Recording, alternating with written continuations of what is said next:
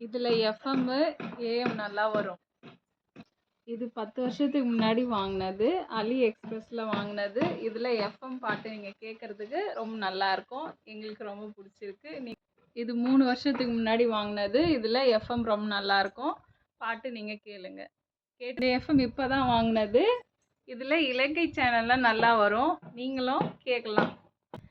இந்த எஃப்எம் ரேடியோவில் பேஸ் ரொம்ப நல்லாயிருக்கும்.